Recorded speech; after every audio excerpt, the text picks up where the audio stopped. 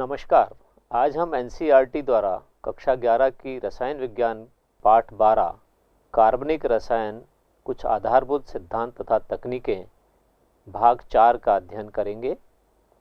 इस भाग में हम कार्बनिक यौगिकों के शोधन, कार्बनिक यौगिकों का मात्रात्मक विश्लेषण और कार्बनिक यौगिकों का गुणात्मक विश्लेषण पढ़ेंगे। किसी प्राकृतिक स्रोत से निष्कर्षण यानी एक्सट्रैक्शन अथवा प्रयोगशाला में संश्लेषण के पश्चात कार्बनिक यौगिक का शोधन प्योरिफिकेशन आवश्यक होता है।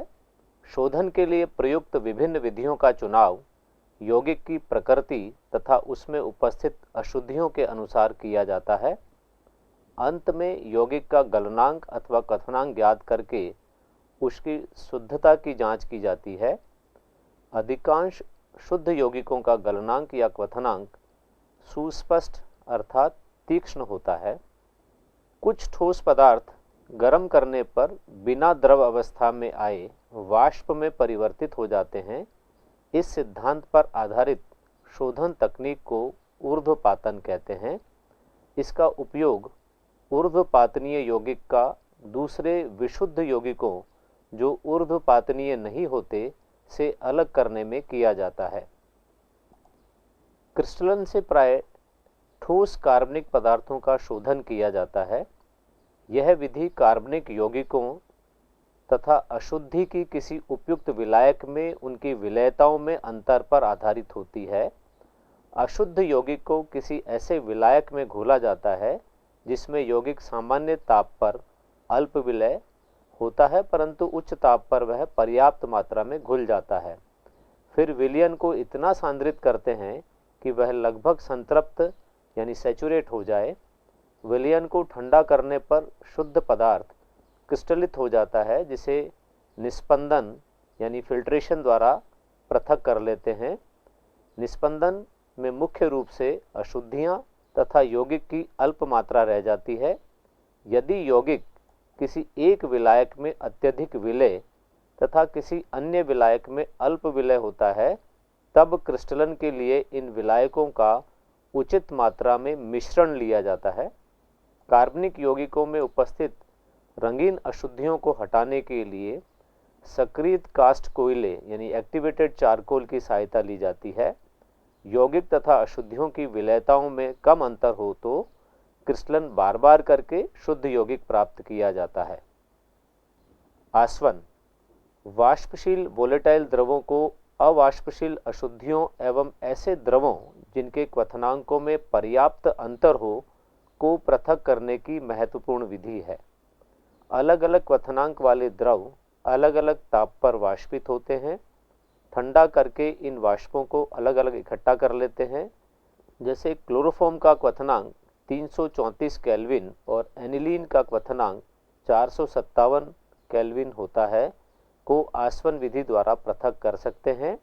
यहाँ पर इस गोल पेंदे के फ्लास्क में मिश्रण लेते हैं और यहाँ से जब ये वाष्प जाती है, ये वाष्प यहाँ संघनित होती है, संघनित्र है, और यहाँ पर हम इस फ्लास्क में पदार्थ को इकट्ठा करते हैं जो अलग अलग ताप पर इकट्ठे किए जा सकते हैं। दो द्रवों के क्वथनांकों में पर्याप्त अंतर नहीं हो तो उन्हें साधारण आसवन द्वारा पृथक नहीं किया जा सकता।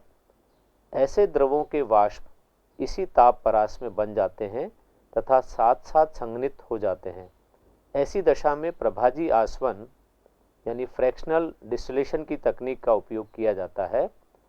इस तकनीक में गोल पेंदे वाले फ्लास्क के मुंह में लगे हुए प्रभाजी कॉलम से द्रव मिश्रण की वाष्प को प्रवाहित करते हैं।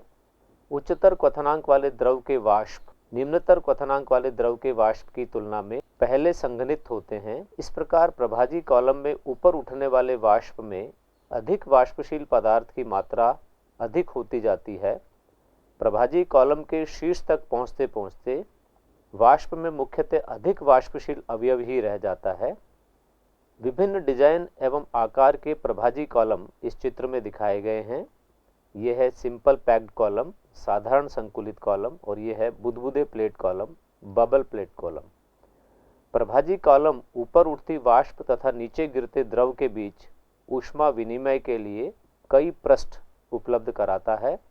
यानी कई सरफेस उपलब्ध कराता है। प्रभाजी कॉलम में संघनित द्रव ऊपर उठती वाष्प से ऊष्मा लेकर पुनः वाष्पित हो जाता है। इस प्रकार वाष्प में कम क्वथनांक वाले द्रव की मात्रा बढ़ती जाती है। इस तरह की क्रमिक आसवन श्रेणी के उपरांत निम्नतर क्वथनांक वाले अवयव के शुद्ध वाष्प कॉलम के शीर्ष पर पहुंचते हैं। संघनित्र में संघनित होकर ये शुद्ध द्रव के रूप में ग्राही में एकत्रित कर ली जाती है। क्रमिक आसवन श्रृंखलाओं के बाद में आसवन फ्लास्क के शेष द्रव में उच्चतर क्वथनांक वाले द्रव की मात्रा बढ़ती जाती है। प्रत्येक क्रमिक संघनन तथा वाष्पन को सैद्धांतिक प्लेट थ्योरेटिकल प्लेट कहते हैं। इस प्रकार की सैकड़ों प्लेटों वाले कॉलम उपलब्ध हैं जिनका व्यापारिक स्तर पर उपयोग किया जाता है।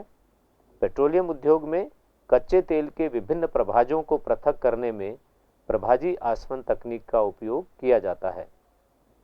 कम दाब पर आसवन, यह विधि उन द्रवों के शोधन के लिए प्रयुक्त की जाती है जिनके क्वथनांक अति उच्च होते हैं अथवा जो अपने क्वथनांक या उनसे भी कम ताप पर अपघटित हो जाते हैं।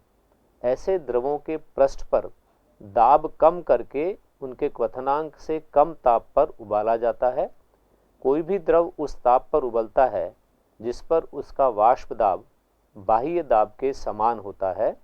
दाब कम करने के लिए जल पंप अथवा निर्वात पंप का उपयोग किया जाता है। साबुन उद्योग में युक्त शेष लाई यानी स्पेंट लाई से ग्लिसरॉल को पृथक करने के लिए इस विधि का उपयोग किया जाता है। भाप आसवन, यह तकनीक उन पदार्थों के शोधन के लिए प्रयुक्त की जाती है जो भाप वाष्पशील हों परंतु जल में अमिश्रणीय हों।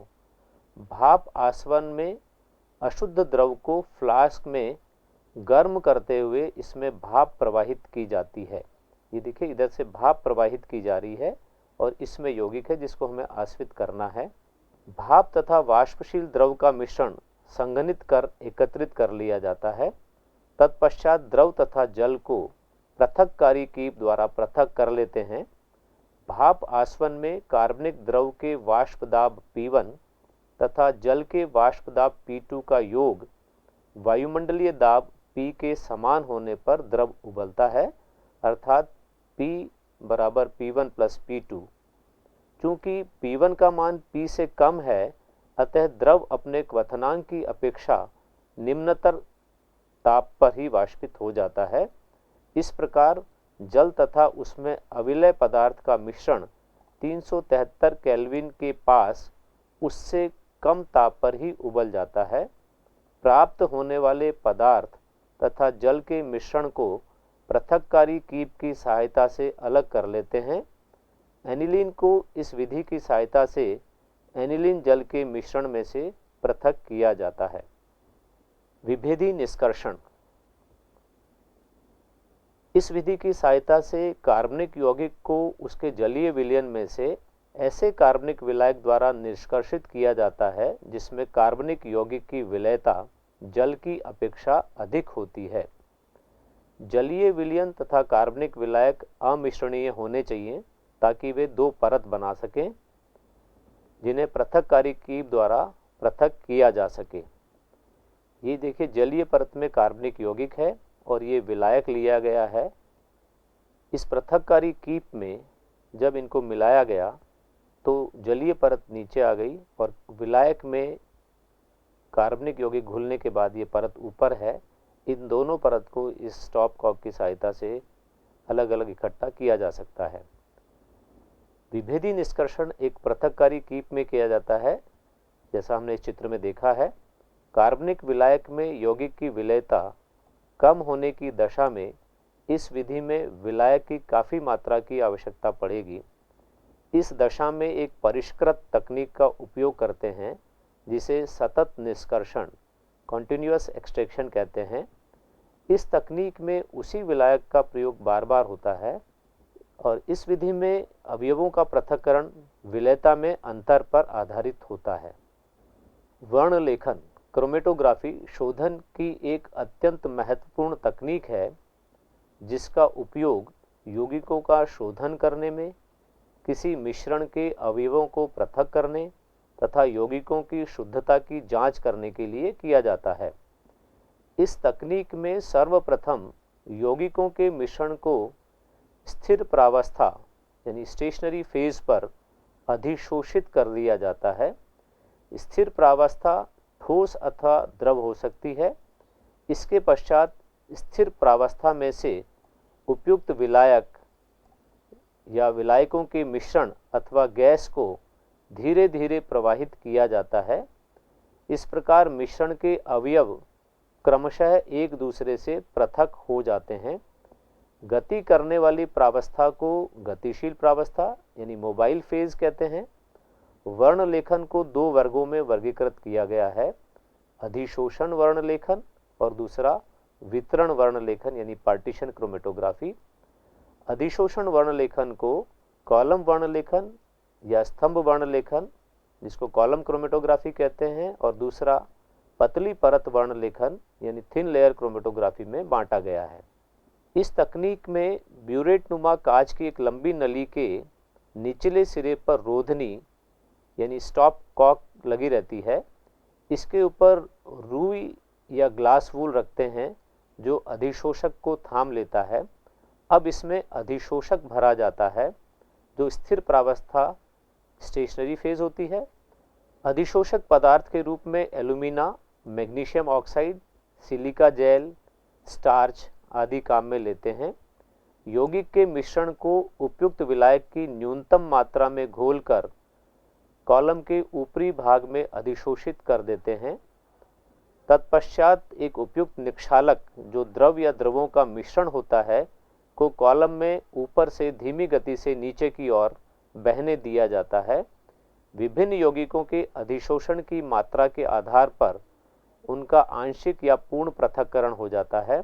ये आंशिक पृथक्करण दिख रहा है, इसमें क अलग हो गया, ख और ग साथ हैं, और इसमें पूर्ण पृथक्करण में क अलग है, ख अलग है और ग अलग है। अधिक अधिशोषित यौगिक कॉलम के ऊपर अधिक सरलता से अधिशेष रह जाते हैं जैसे के, जबकि अन्य यौगिक कॉलम में विभिन्न दूरियों तक नीचे आ जाते हैं जिन्हें अलग अलग इकट्ठा कर लिया जाता है। पतली परत वर्ण लेखन थिन लेयर क्रोमेटोग्राफी, इसमें एक अधिशोषक की पतली परत पर मिश्रण के अवयवों का पृथक्करण होता है, इसलिए इसे पतली परत या थिन लेयर क्रोमेटोग्राफी कहते हैं। इस तकनीक में कांच की उपयुक्त माप की प्लेट पर अधिशोषक सिलिका जेल या एल्यूमिना की पतली लगभग 0.2 मिलीमीटर की परत फैला दी जाती है। इसे पतली परत क्रोमेटोग्राफी प्लेट कहते हैं। मिश्रण के विलयन का छोटा सा पॉइंट यानी बिंदु प्लेट के एक सिरे से लगभग 2 सेंटीमीटर ऊपर लगाते हैं। प्लेट को अब कुछ ऊंचाई तक विलायक से भरे एक जार में खड़ा कर देते हैं। निक्षालक जैसे जैसे प्लेट पर आगे बढ़ता जाता है वैसे वैसे मिश्रण के अवयव भी निक्षालक के साथ साथ प्लेट पर आगे बढ़ते हैं, परंतु अधिशोषण की तीव्रता के आधार पर ऊपर बढ़ने की उनकी गति अलग अलग होती है। इस कारण वे पृथक हो जाते हैं। विभिन्न यौगिकों के सापेक्ष अधिशोषण को मंदन गुणक रिटार्डेशन फैक्टर जिसको आरएफ मान कहते हैं द्वारा प्रदर्शित किया जाता है। रंगीन यौगिकों के बिंदुओं को प्लेट पर बिना किसी कठिनाई के देखा जा सकता है। ये जो आरएफ वैल्यू है वो है आधार रेखा से यौगिक के बढ़ने की दूरी x अपॉन आधार रेखा से विलायक अग्रांत यानी सॉल्वेंट फ्रंट की जो दूरी है वो कितनी है, y है, तो आरएफ होता है x अपॉन y। प्लेट पर रंगहीन एवं पराबैंगनी प्रकाश में प्रतिदीप्त यानी फ्लोरोसेंट होने वाले यौगिकों के बिंदुओं को प्लेट पर पराबैंगनी प्रकाश के नीचे रखकर या जार में कुछ आयोडीन के क्रिस्टल रखकर बिंदुओं को देखा जा सकता है। जो यौगिक आयोडीन अवशोषित करते हैं उनके बिंदु भूरे दिखाई देने लगते हैं। कभी कभी उपयुक्त अभिकर्मक के विलयन को प्लेट पर छिड़क कर भी बिंदुओं को देखा जाता है, जैसे अमीनो अम्लों के बिंदुओं को प्लेट पर निनहाइड्रीन विलयन छिड़क कर देखा जाता है। एक प्रश्न है, न्यायालय में किसी मुकदमे की सुनवाई के दौरान न्यायाधीश महोदय को शक हुआ कि अभिलेखों में कुछ परिवर्तन किए गए हैं। न्यायाधीश महोदय ने विभाग को 2 अलग-अलग स्थानों पर प्रयुक्त शाही की जांच के लिए निर्देश दिए। आपके अनुसार किस तकनीक द्वारा सर्वोत्तम परिणाम प्राप्त किए जा सकते हैं? तो इसमें भी अभी हमने देखा कि जो पतली परत क्रोमेटोग्राफी है उसके द्वारा हम आसानी से ये पता लगा सकते हैं और शाही की जांच कर सकते हैं। वितरण क्रोमेटोग्राफी स्थिर तथा गतिशील प्रावस्थाओं के बीच मिश्रण के अवयवों के सतत विभेदी यानी डिफरेंशियल वितरण पर आधारित है। कागज या पेपर क्रोमेटोग्राफी इसका एक उदाहरण है। इसमें एक विशिष्ट प्रकार का क्रोमेटोग्राफी कागज का इस्तेमाल किया जाता है। इस कागज के छिद्रों में जल अणु ट्रैप्ड रहते हैं जो स्थिर प्रावस्था का कार्य करते हैं। क्रोमेटोग्राफी कागज की एक पट्टी स्ट्रिप के आधार पर मिश्रण का बिंदु लगाकर उसे जार में लटका देते हैं। जार में कुछ ऊंचाई तक उपयुक्त विलायक अथवा विलायकों का मिश्रण भरा होता है जो गतिशील प्रावस्था का कार्य करता है। केशिका क्रिया यानी कैपिलरी एक्शन के कारण पेपर की पट्टी पर विलायक ऊपर की ओर बढ़ता है तथा बिंदु पर प्रवाहित होता है। विभिन्न यौगिकों का 2 प्रावस्थाओं में वितरण भिन्न भिन्न होने के कारण वे अलग अलग दूरियों तक आगे बढ़ते हैं। इस प्रकार विकसित पट्टी को क्रोमेटोग्राम कहते हैं। पतली परत की भांति पेपर की पट्टी पर विभिन्न बिंदुओं की स्थितियों को या उपयुक्त अभिकर्मक के विलयन को छिड़क कर या पराबैंगनी प्रकाश के नीचे रखकर देखा जा सकता है। यहाँ आप देख रहे हैं ये विलायक है नीचे, यहाँ पर ये बिंदु लगाया गया है जो मिश्रण का है और ये जो पेपर है ये इस तरीके का गोल घुमा हुआ पेपर है और इसमें एक सीधी पेपर स्ट्रिप है। तो इसमें ये जब यौगिक विलायक ऊपर चढ़ेगा कैपिलरी एक्शन से तो ये इसके जो भाग होंगे मिश्रण के भाग वो अलग अलग दूरी तय करेंगे। एक प्रश्न और है, कॉलम फर्स्ट में दिए गए कार्बनिक यौगिकों के मिश्रण का सुमेलन कॉलम 2 में दिए गई उनकी पृथक करने या शोधन करने की विधि से कीजिए। कॉलम 1 में हमें दिया गया है कि किस प्रकार के मिश्रण है और कॉलम 2 में विधि का नाम दिया गया है। कौन सी विधि काम में ली जाएगी ये आपको बताना है। पहला है 2 ठोस जिनकी घुलनशीलता एक विलायक में अलग अलग हैं और जो इसमें घोलने से अभिक्रिया नहीं करते हैं। जैसा आपने अभी पढ़ा, इसके लिए हमें क्रिस्टलन तकनीक का उपयोग करना होगा।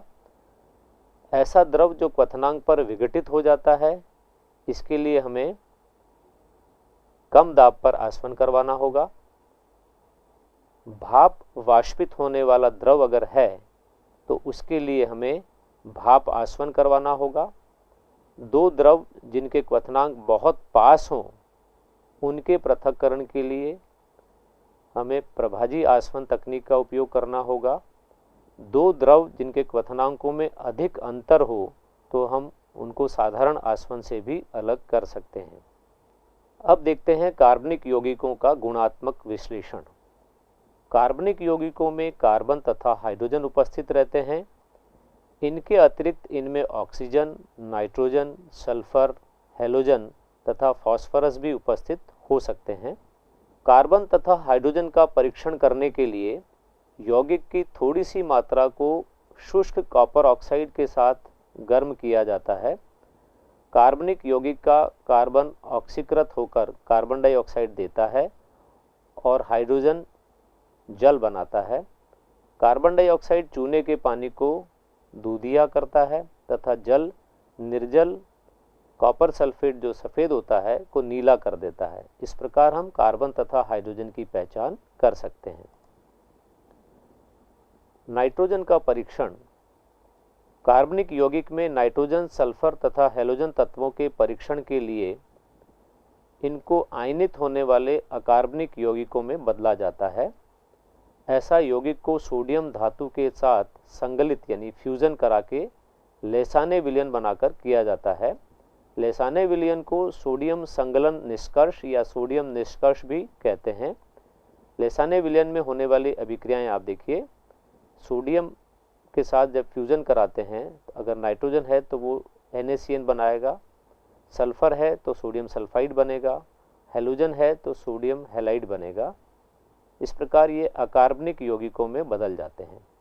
सोडियम निष्कर्ष को आयरन सल्फेट के साथ उबालकर विलयन को सल्फ्यूरिक अम्ल द्वारा अम्लीकृत किया जाता है।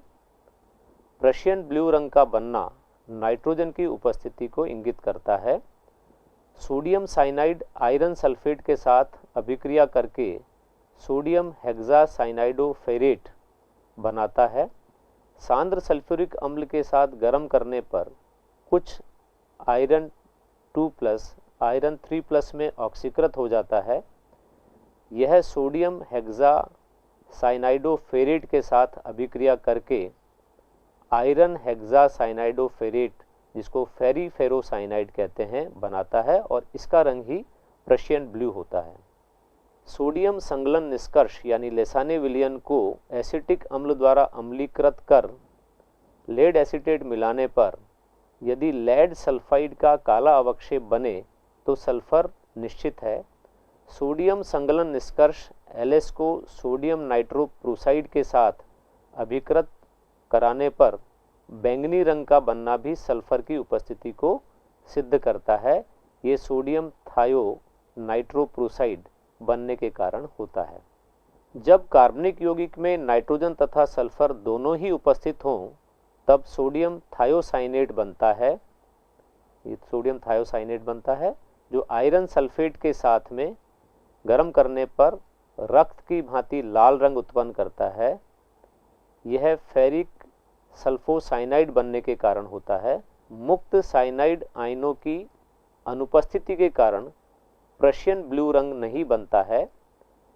यदि सोडियम की अधिक मात्रा को सोडियम संगलन में लिया जाता है तो थायोसाइनेट साइनाइड तथा सल्फाइड आयनों में अपघटित हो जाता है और फिर ये आयन अपने सामान्य परीक्षण देते हैं। लेसाने विलयन को तनु नाइट्रिक अम्ल के साथ उबालकर उसमें सिल्वर नाइट्रेट विलयन मिलाया जाता है। यदि यौगिक में हैलोजन उपस्थित होता है तो एक अवक्षेप आएगा।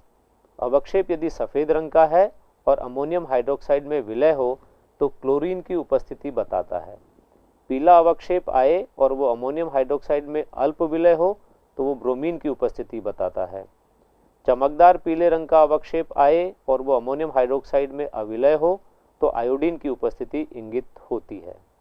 यौगिक में नाइट्रोजन अथवा सल्फर की उपस्थिति होने की स्थिति में उपयुक्त परीक्षण के पूर्व लेसाने विलयन को नाइट्रिक अम्ल के साथ उबाला जाता है ताकि साइनाइड अथवा सल्फाइड विघटित हो जाएं, अन्यथा ये आयन हैलोजनों के सिल्वर नाइट्रेट परीक्षण में बाधा उत्पन्न करते हैं।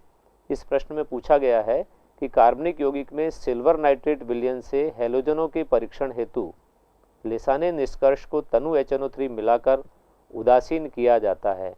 यदि कोई विद्यार्थी HNO3 के स्थान पर तनु सल्फ्यूरिक अम्ल का प्रयोग करे तो क्या होगा? तो वहाँ पर सिल्वर सल्फेट का श्वेत अवक्षेप प्राप्त होगा। कुछ कार्बनिक यौगिकों में फास्फोरस होता है। यौगिक को किसी ऑक्सीकारक जैसे सोडियम परऑक्साइड के साथ गर्म करने पर यौगिक में उपस्थित फास्फोरस फॉस्फेट में परिवर्तित हो जाता है। विलयन को नाइट्रिक अम्ल के साथ उबालकर अमोनियम मॉलिब्डेट मिलाने पर पीला अवक्षेप बनता है या पीला रंग आता है जो फास्फोरस की उपस्थिति को स्पष्ट करता है। ये पीला रंग इस अमोनियम फॉस्फोमॉलिब्डेट बनने के कारण आता है। कार्बनिक रसायन में मात्रात्मक विश्लेषण बहुत महत्वपूर्ण है क्योंकि इसके द्वारा रसायनज्ञ कार्बनिक यौगिक में तत्वों के द्रव्यमान प्रतिशत का निर्धारण करते हैं। मात्रात्मक विश्लेषण में हम कार्बन तथा नाइट्रोजन का एस्टिमेशन यानी आकलन, नाइट्रोजन का आकलन, हैलोजन का आकलन, सल्फर का आकलन, फास्फोरस का आकलन और ऑक्सीजन का आकलन पढ़ेंगे। कार्बन तथा हाइड्रोजन का आकलन, इसमें ये कार्बन और हाइड्रोजन युक्त यौगिक की ऑक्सीजन से जब क्रिया होती है तो वो कार्बन डाइऑक्साइड और जल में बदलता है। आकलन करने के लिए हम क्या करते हैं? कार्बन तथा हाइड्रोजन दोनों तत्वों का आकलन एक ही प्रयोग द्वारा किया जाता है। कार्बनिक यौगिक की ज्ञात मात्रा को कार्बन डाइऑक्साइड तथा ऑक्सीजन के आधिक्य में जलाने पर कार्बन तथा हाइड्रोजन क्रमशः कार्बन डाइऑक्साइड तथा जल में ऑक्सीकृत हो जाते हैं। उत्पन्न जल की मात्रा ज्ञात करने के लिए मिश्रण को निर्जल कैल्शियम क्लोराइड युक्त नली में से प्रवाहित किया जाता है। इस श्रेणी में जुड़ी दूसरी नली में सांद्र पोटेशियम हाइड्रोक्साइड होता है, जिसमें कार्बन डाइऑक्साइड अवशोषित होती है। कैल्शियम क्लोराइड तथा पोटेशियम हाइड्रोक्साइड विलयनों के द्रव्यमानों में वृद्धि से क्रमशः जल तथा कार्बन डाइऑक्साइड की मात्राएं ज्ञात हो जाती हैं। इनसे कार्बन तथा हाइड्रोजन की प्रतिशतता की गणना की जा सकती है।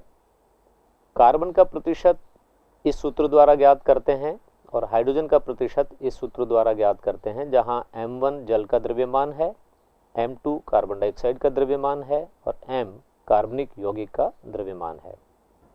नाइट्रोजन के आकलन की दो विधियां हैं, ड्यूमा विधि और ज़ेल्डॉल विधि। ड्यूमा विधि में ये उपकरण है जो आप देख रहे हैं। नाइट्रोजन युक्त कार्बनिक यौगिक को कार्बन डाइऑक्साइड के वातावरण में कार्बन डाइऑक्साइड के साथ गर्म करने पर नाइट्रोजन मुक्त होती है। कार्बन तथा हाइड्रोजन क्रमशः कार्बन डाइऑक्साइड एवं जल में परिवर्तित हो जाते हैं। अल्प मात्रा में बने नाइट्रोजन ऑक्साइडों को गर्म कॉपर ताप पर प्रवाहित कर नाइट्रोजन में अपचयित किया जाता है। इस प्रकार प्राप्त गैसीय मिश्रण को पोटेशियम हाइड्रोक्साइड के जलीय विलयन पर एकत्रित कर लिया जाता है। कार्बन डाइऑक्साइड पोटेशियम हाइड्रोक्साइड द्वारा अवशोषित हो जाती है। नाइट्रोजन अंशांकित नली इस ग्रेजुएटेड ट्यूब के ऊपरी भाग में एकत्र हो जाती है और उसका आयतन हम माप लेते हैं। नाइट्रोजन की प्रतिशतता ज्ञात करने के लिए सूत्र दिया गया है 28 × V × 100 अपॉन 22,400 × m। यहाँ m कार्बनिक यौगिक का द्रव्यमान है और V STP पर नाइट्रोजन का आयतन है मिलीलीटर में, जिसको हम इस सूत्र से ज्ञात करते हैं P1 V1 × 273 अपॉन 760 × T1। यहाँ P1 क्या है? ये नाइट्रोजन का दाब है, V1 नाइट्रोजन का आयतन है और T1 कक्ष का ताप है। ज़ेल्डॉल विधि, ये ज़ेल्डॉल फ्लास्क है और इस प्रकार से इसमें ज़ेल्डॉल फ्लास्क के बाद में जो पदार्थ हैं कार्बनिक यौगिक और अन्य पदार्थ हैं वो इसमें लेते हैं। इस विधि में नाइट्रोजन युक्त यौगिक को सांद्र सल्फ्यूरिक अम्ल के साथ गर्म करते हैं, जिससे यौगिक की नाइट्रोजन अमोनियम सल्फेट में परिवर्तित हो जाती है। तब प्राप्त अम्लीय मिश्रण को सोडियम हाइड्रोक्साइड के आधिक्य के साथ गर्म करने पर अमोनिया मुक्त होती है, जिसे मानक सल्फ्यूरिक अम्ल विलयन के ज्ञात आयतन में अवशोषित कर लिया जाता है यहाँ पर। तत्पश्चात अवशिष्ट सल्फ्यूरिक अम्ल को क्षार के मानक विलयन द्वारा अनुमापित कर लिया जाता है, यानी टाइट्रेट कर लिया जाता है। अम्ल की आरंभिक मात्रा और अभिक्रिया के बाद शेष मात्रा के बीच अंतर से अमोनिया के साथ अभिकृत अम्ल की मात्रा प्राप्त होती है। ये अभिक्रिया है कार्बनिक यौगिक की सल्फ्यूरिक अम्ल से, तो अमोनियम सल्फेट बनता है। अमोनियम सल्फेट NaOH के आधिक्य के साथ सोडियम सल्फेट बनाता है और जो अमोनिया निकली है वो अमोनिया सल्फ्यूरिक अम्ल के साथ में अमोनियम सल्फेट बनाती है। नाइट्रोजन की प्रतिशतता ज्ञात करने का यहाँ पर ये सूत्र दिया गया है 14 × m × 2 × V - V1/2 upon 1000 × 100 upon m। और इसको अगर सरल कर लेते हैं तो आ जाता है 1.4 × m × 2 V - V1/2 upon m। यहाँ m क्या है? m कार्बनिक यौगिक का द्रव्यमान है और m मोलरता वाले सल्फ्यूरिक अम्ल का लिया गया आयतन VmL है। अवशिष्ट सल्फ्यूरिक एसिड के अनुमापन हेतु प्रयुक्त m मोलरता के NaOH का आयतन बराबर V1 ml है। तो इस प्रकार इनके मान रख करके हम नाइट्रोजन की प्रतिशतता ज्ञात कर सकते हैं। नाइट्रो तथा एजो समूह वाले नाइट्रोजन युक्त और पिरिडीन जैसे वलय में उपस्थित नाइट्रोजन युक्त यौगिकों के आकलन में ज़ेल्डॉल विधि का उपयोग नहीं करते हैं, क्योंकि इन परिस्थितियों में ये यौगिक नाइट्रोजन को अमोनियम सल्फेट में परिवर्तित नहीं कर सकते हैं। नाइट्रोजन आकलन की ज़ेल्डॉल विधि में 0.5 ग्राम यौगिक में मुक्त अमोनिया 10 ml 1m H2SO4 को उदासीन करती है। यौगिक में नाइट्रोजन की प्रतिशतता ज्ञात करें। इस प्रश्न में नाइट्रोजन की प्रतिशतता जेल्डोल विधि से ज्ञात करनी है। 1m 10 ml sulphuric acid equivalent होता है 1m 20 ml अमोनिया के, और 1000 ml 1m अमोनिया में उपस्थित नाइट्रोजन होती है 14 ग्राम। तो 20 ml 1m अमोनिया में उपस्थित नाइट्रोजन कितनी होगी? 14 इंटू 20/1000। इसलिए नाइट्रोजन की प्रतिशतता इस सूत्र से जब निकालेंगे तो 0.5 ग्राम यौगिक की मात्रा है, और जो आपने ये निकाला है इस सूत्र से 14 इंटू 20/1000, ये आपने यहाँ रख दिया, तो ये 56% है, क्योंकि इसको आपने 100 से मल्टीप्लाई कर दिया और कितनी मात्रा यौगिक की वो नीचे है, तो 56% इसका उत्तर आएगा। कार्बनिक यौगिक की निश्चित मात्रा को कठोर कांच की नली, जिसे केरियस नली कहते हैं, में लेकर सिल्वर नाइट्रेट की उपस्थिति में सधूम नाइट्रिक अम्ल के साथ भट्टी में गर्म किया जाता है। इससे हैलोजन का आकलन करते हैं। यौगिक में उपस्थित कार्बन तथा हाइड्रोजन इन परिस्थितियों में क्रमशः कार्बन डाइऑक्साइड तथा जल में ऑक्सीकृत हो जाते हैं, जबकि हैलोजन संगत सिल्वर हैलाइड यानी AgX में परिवर्तित हो जाता है। अवक्षेप को छानकर सुखाने के बाद तौल लिया जाता है। ये हैलोजन का प्रतिशत इस सूत्र से ज्ञात करते हैं, जिसमें ये X का परमाणुवीय द्रव्यमान into M1 into 100 upon AgX का आणविक द्रव्यमान इंटू M। तो M जो है स्मॉल m वो है कार्बनिक यौगिक का द्रव्यमान, और M1 है AgX का द्रव्यमान, जो अवक्षेप बनता है उसका द्रव्यमान। केरियस नली में कार्बनिक यौगिक की ज्ञात मात्रा को सधूम नाइट्रिक अम्ल अथवा सोडियम परऑक्साइड के साथ गर्म करने पर सल्फ्यूरिक अम्ल में ऑक्सीकृत हो जाता है, जिसे बेरियम क्लोराइड के जलीय विलयन का आधिक्य मिलाकर हम बेरियम सल्फेट के रूप में अवक्षेपित कर लेते हैं। अवक्षेप को छानने, धोने और सुखाने के बाद तौल लेते हैं।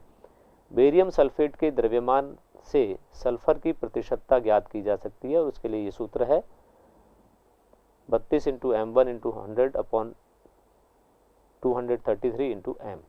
तो यहाँ पर M1 क्या है? बेरियम सल्फेट का द्रव्यमान है जिसका अवक्षेप बनता है, और कार्बनिक यौगिक का द्रव्यमान M है। कार्बनिक यौगिक की एक ज्ञात मात्रा को सधूम नाइट्रिक अम्ल के साथ गर्म करने पर उसमें उपस्थित फॉस्फोरिक अम्ल में ऑक्सीकृत हो जाता है, ये फॉस्फोरिक अम्ल। इसे अमोनिया तथा अमोनियम मॉलिब्डेट मिलाकर अमोनियम फॉस्फेटो मॉलिब्डेट के रूप में हम अवक्षेपित कर लेते हैं, यह अवक्षेप आ जाता है। और इसको भी इस सूत्र की सहायता से हम इसमें से फास्फोरस की प्रतिशतता ज्ञात कर सकते हैं 31 इंटू M1, और नीचे M भी है। M1 क्या है? M1 है अमोनियम फॉस्फोमोलिब्डेट की मात्रा, और M है कार्बनिक यौगिक का द्रव्यमान। अगर फॉस्फोरिक अम्ल में मैग्नीशिया मिश्रण मिला दिया जाए तो मैग्नीशियम अमोनियम फॉस्फेट ये बनता है MgNH4PO4। इसका अवक्षेप आता है, जिसके ज्वलन से मैग्नीशियम पायरोफॉस्फेट बनता है, और इस पायरोफॉस्फेट के रूप में भी आकलन किया जाता है। तो फास्फोरस का प्रतिशत यहाँ पर ये बदल गया, वहाँ 31 था, यहाँ 62 हो गया है। M1 into 100 upon 222 into M। यहाँ भी M1 क्या है? इस अवक्षेप की मात्रा है, जो क्या है? मैग्नीशियम पायरोफॉस्फेट, और M क्या है? कार्बनिक यौगिक की मात्रा। ये जो है 222 ये मैग्नीशियम पायरोफॉस्फेट का मोलर द्रव्यमान है। इस तरीके से हम फास्फोरस का आकलन कर सकते हैं। कार्बनिक यौगिक में ऑक्सीजन की प्रतिशतता की गणना कुल प्रतिशतता में से अन्य तत्वों की प्रतिशतताओं के योग को घटाकर की जाती है। ऑक्सीजन का प्रत्यक्ष आकलन भी किया जा सकता है। कार्बनिक यौगिक की एक निश्चित मात्रा नाइट्रोजन गैस के प्रवाह में गर्म करने पर अपघटित की जाती है। ऑक्सीजन सहित उत्पन्न गैसीय मिश्रण को रक्त तप्त कोक पर प्रवाहित करने पर पूरी ऑक्सीजन कार्बन मोनोऑक्साइड में परिवर्तित हो जाती है। तत्पश्चात गैसीय मिश्रण को उष्ण आयोडीन पेंटाऑक्साइड I2O5 में प्रवाहित करने पर कार्बन मोनोऑक्साइड कार्बन डाइऑक्साइड में ऑक्सीकृत हो जाती है और आयोडीन भी उत्पन्न होती है। समीकरण क एवं ख को क्रमशः 5 और 2 से गुणा करके समीकरण के में उत्पन्न CO की मात्रा समीकरण ख में प्रयुक्त CO की मात्रा के बराबर करने पर हम समझ सकते हैं कि यौगिक से निकली ऑक्सीजन के प्रत्येक मोल से 2 मोल कार्बन डाइऑक्साइड प्राप्त होगी। अतः 88 gram carbon dioxide 32 gram oxygen से प्राप्त होगी। तो इस सूत्र की सहायता से हम ऑक्सीजन का प्रतिशत ज्ञात कर सकते हैं, जहां m1 कार्बन डाइऑक्साइड का द्रव्यमान है और m कार्बनिक यौगिक का द्रव्यमान है। ऑक्सीजन के प्रतिशत का आकलन आयोडीन की मात्रा से भी किया जा सकता है। आजकल कार्बनिक यौगिक में तत्वों का आकलन स्वचालित तकनीक की सहायता से पदार्थों की सूक्ष्म मात्रा 1 से 3 मिलीग्राम लेकर करते हैं। यौगिकों में उपस्थित कार्बन, हाइड्रोजन तथा नाइट्रोजन तत्वों का आकलन CHN तत्व विश्लेषक CHN एलिमेंटल एनालाइजर से करते हैं। कुछ समय में इन तत्वों का प्रतिशत स्क्रीन पर आ जाता है। तो आज हमने कार्बनिक रसायन कुछ आधारभूत सिद्धांत तथा तकनीकें के भाग 4, जो इसका अंतिम भाग था, उसमें कार्बनिक यौगिकों के शोधन, उनके मात्रात्मक और गुणात्मक विश्लेषण के बारे में पढ़ा। नमस्कार।